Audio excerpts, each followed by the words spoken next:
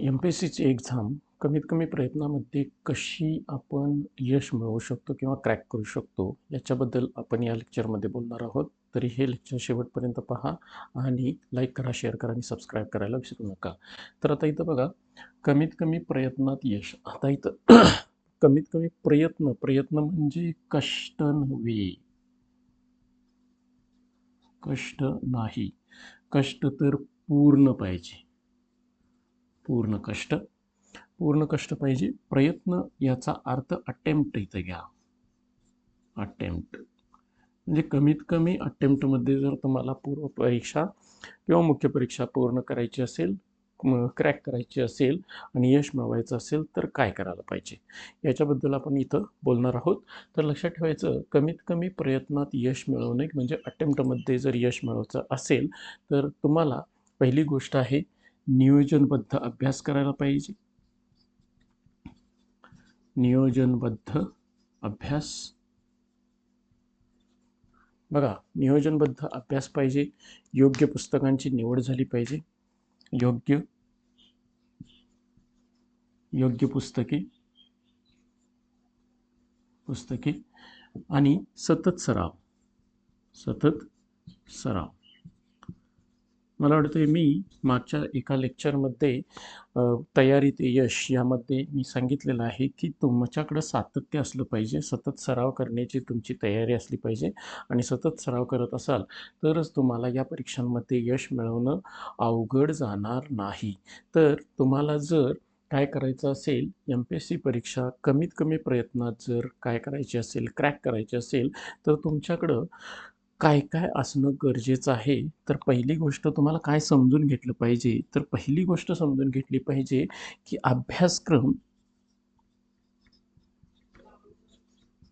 अभ्यासक्रम आणि दुसरी गोष्ट म्हणजेच काय, तर अभ्यासक्रम व परीक्षा पद्धती.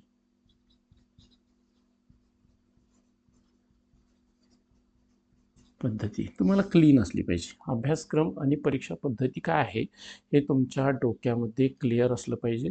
अभ्यासक्रम कोणता कोणता आहे, कोणत्या कोणत्या पहिल्यांदा तुम्हाला काय करून घेतलं पाहिजे की अभ्यासक्रमामध्ये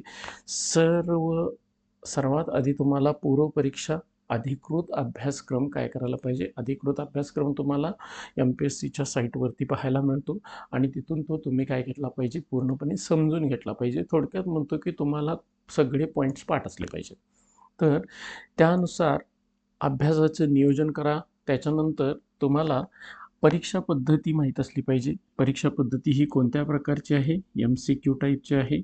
एम-सी-क्यू टाईपचे तुम्ही जर गट अ ची परीक्षा देत असाल, गट ब ची परीक्षा देत असाल, गट क ची परीक्षा देत असाल तर प त्यांचे प्रकार कसे आहेत किंवा परीक्षा पद्धती कशी आहेत हे आपण नंतर सेपरेट व्हिडिओ बनवू. परंतु तरीसुद्धा मी बोलत असताना बोलतो की एम-सी-क्यू टाईपची परीक्षा आहे. दुसरा मुद्दा काय आहे, जर गट अ ची परीक्षा देत असाल तर पूर्व परीक्षा ही तुम्हाला काय मिळते, 2 पेपर बघायला मिळतात आणि मुख्य परीक्षेमध्ये डिस्क्रिप्टिव्ह पॅटर्न आत्ताच काय झालेलं आहे, तर आयोगानं काय केलेलं आहे, तर अंतर्भूत केलेला आहे, आणलेला पाहायला मिळतो. अभ्यासक्रम आणि परीक्षा पद्धती ज्यावेळी तुम्ही समजून घ्याल त्याच्यानंतर दुसरं काम करायचं आहे ते म्हणजेच काय, पी-वाय-क्यू ॲनालिसिस. P-Y-Q analysis. आता पी-वाय-क्यू ॲनालिसिस म्हणजेच काय, मागील वर्षांचे काही प्रश्नपत्रिकेंचे काय करायला पाहिजे, विश्लेषण करायला पाहिजे आणि ते विश्लेषण करत असताना काय करायचं, तर लक्षात ठेवायचं किमान 5 ते 10 वर्षाचे काय करायचे पेपर पेपर घ्या. त्याच्यामध्ये कोणते कोणते प्रश्न आलेत, कशा पद्धतीने आलेले आहेत. त्याच्यानंतर 5 ते 10 वर्षाचे पेपरमधून कोणते घटक आयोगानं वारंवार प्रश्न विचारलेले आहेत. घटकावरती वारंवार प्रश्न विचारलेले आहेत ते समजून घ्या. ते घटक काय करा, बाजूला काढा. त्याच्यानंतर काठिण्य पातळी समजून घ्या. म्हणजेच मला वाटते मी तयारी ते यशमध्ये सांगितलेलं आहे, सिम्पल, मॉडरेट आणि हार्ड. कशा पद्धतीचे क्वेश्चन फ्रेम केले गेलेले आहेत हे पहिल्यांदा तुम्हाला काय झालं पाहिजे, PYQ ॲनालिसिसमधून क्लीन असलं पाहिजे.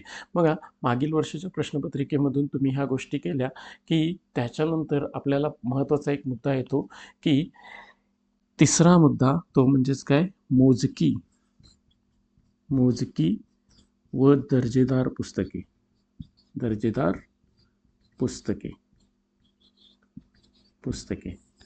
मोजकी आणि दर्जेदार पुस्तकं आपल्याकडे पाहिजेत.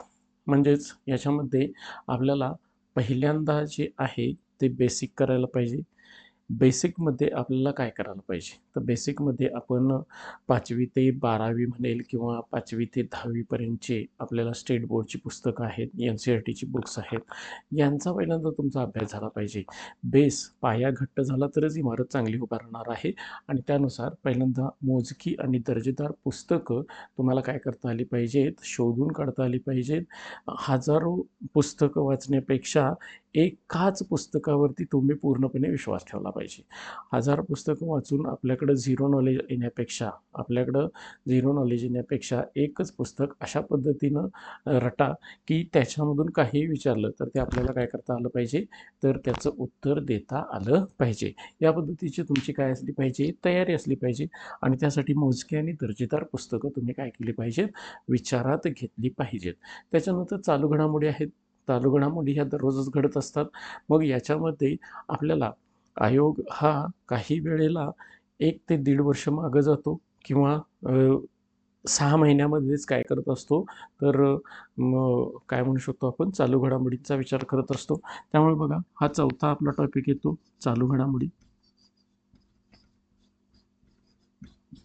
आता चालू घडामोडीसाठी तुम्हाला काय करायला पाहिजे, एखादं मासिक असेल किंवा एखादा न्यूजपेपर असेल. मग आता न्यूजपेपर वाचायचं झालं तर आपल्याला लोकसत्ता आहे, महाराष्ट्र टाइम्स आहे. त्याच्यानंतर मासिक विचारात घेतलं तर परिक्रमासारखं मासिक आपल्याला बघायला मिळतं, जे चालू घडामोडीसाठी तुम्ही काय करू शकता, यूज करू शकता. आणि त्याच्यामध्ये 1 वर्षाचं किमान, आता मी असं म्हणेन की 2027 असेल, 2027ची परीक्षा एप्रिलमध्ये होणार आहे असं समजूया आपण. ओके, तर त्याच्यासाठी तुम्हाला म्हणजे पूर्वनियोजन आपल्याला काय करत असते, MPSC पाठवत असते. आणि ते MPSCचं पूर्वनियोजन जर आपण बघितलं तर त्या पूर्वनियोजनानुसार आपल्याला समजून जातं की बाबा एप्रिलमध्ये परीक्षा आहे असं समजूया आपण. तर एप्रिलमध्ये परीक्षा आहे आणि आपल्याकडं एक 7 महिन्याचा वेळ आहे असं समजून घ्या. की त्याचं नियोजन कसं लावलं पाहिजे ते आपण नंतरच्या लेक्चरमध्ये पाहणार आहोत. परंतु लक्षात ठेवायचं की 2027च्या एप्रिलमध्ये जर परीक्षा असेल तर तुमच्याकडं 2026 पूर्ण वर्षाच्या चालू घडामोडी, तसंच 25च्या चालू घडामोडी तुमच्याकडं काय असल्या पाहिजेत, क्लिअर असल्या पाहिजेत. आणि म्हणजेच किमान 2 वर्षाच्या चालू घडामोडींचा आपल्याला इथं काय करायला पाहिजे, विचार करायला पाहिजे. मी इथं म्हणतो 2 वर्ष याचा आपल्याला काय करायला पाहिजे, विचार करायला पाहिजे. आणि त्याच्यानंतर एक महत्त्वाची गोष्ट येते, ती म्हणजेच काय, रिव्हिजन आणि मॉक टेस्ट तुम्ही काय केल्या पाहिजेत, वर्कआउट केल्या पाहिजे. रिव्हिजन, तर याच्यामध्ये पहिली गोष्ट आपण रिव्हिजन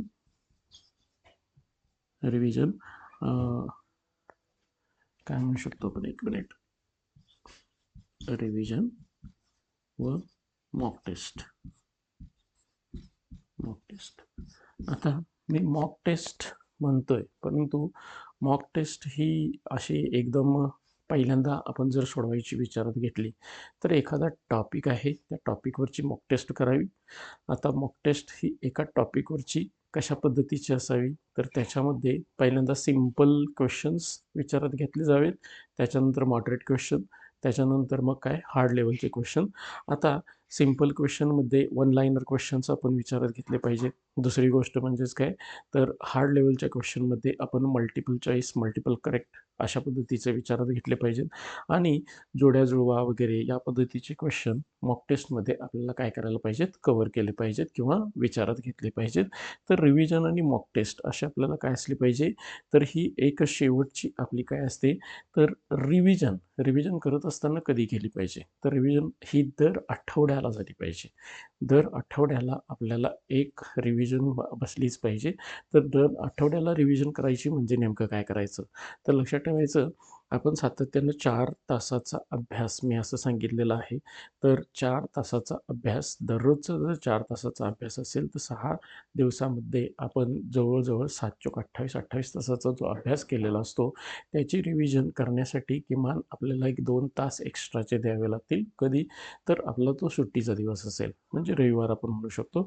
तर रविवारी आपण काय करू शकतो, तर ती रिव्हिजन विचारात घेऊ शकतो आणि त्या रिव्हिजनमध्ये आपण जे काही 7 दिवस केलेलं आहे, त्याचा थोडासा आढावा घेण्याचं काम आपल्याला रिव्हिजनमध्ये करता आलं पाहिजे. बघा, जर तुम्हाला परीक्षा क्रॅक करायची असेल, यश मिळवायचं असेल, कमीत कमी प्रयत्नांमध्ये कमीत कमी प्रयत्न म्हणजेच काय अटेम्प्टमध्ये जर तुम्हाला यश मिळवायचं असेल, तर तुम्हाला या गोष्टी क्लीन असल्याच पाहिजेत. तर याच्यामध्ये नियोजनबद्ध अभ्यास, योग्य पुस्तकं आणि सततचा सराव हा आपला काय तो कानमंत्र बघायला मिळतो. अभ्यासक्रम आणि परीक्षा पद्धती समजून घेणे. परीक्षेचा अभ्यासक्रम जो आहे, तो आपल्याला चांगल्या पद्धतीनं क्लिअर असला पाहिजे. परीक्षा पद्धती कोणत्या पद्धतीचे एम-सी-क्यू आहे, डिस्क्रिप्टिव्ह आहे, whatever be there. PYQ analysis झालं पाहिजे. 5 ते 10 वर्षाचे पेपर, त्यांच्यामध्ये कोणता घटक वारंवार विचारला गेला आहे, त्याच्यावरती काठिण्य पातळी काय आहे, सिंपल, मॉडरेट आणि हार्ड क्वेश्चन्स विचारात घेतले पाहिजे. मोजके आणि दर्जेदार पुस्तकं विचारात घेतली पाहिजेत. हजारो पुस्तकांच्या मागे लागण्यापेक्षा कमीत कमी पुस्तकांचा आपण काय केला पाहिजे, तो विचार केला पाहिजे. चालू घडामोडी, किमान 2 वर्षाच्या चालू घडामोडी आणि रिव्हिजन आणि मॉक टेस्ट आपल्याला काय केल्या पाहिजेत, परफॉर्म केल्या पाहिजेत. तर तुम्हाला कमीत कमी प्रयत्नांमध्ये काय मिळू शकतं, यश मिळू शकतं. हे लेक्चर तुम्हाला आवडलं असेल तर लाईक करा, शेअर करा आणि सबस्क्राईब करायला विसरू नका. थँक